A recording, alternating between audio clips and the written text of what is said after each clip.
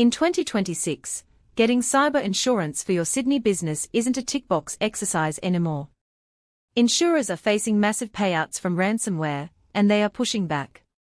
If you don't have the right IT controls in place, your policy will be denied, or worse, your claim will be rejected when you need it most.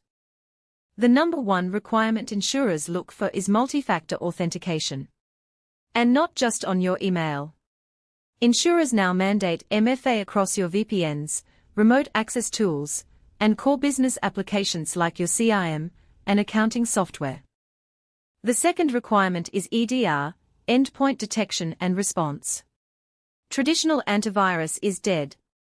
Insurers require EDR because it monitors the behavior of software, catching zero-day threats and isolating infected machines before ransomware can spread across your network.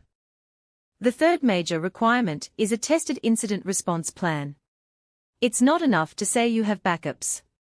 Insurers want to see immutable, offline backups, and proof that you regularly test restoring that data.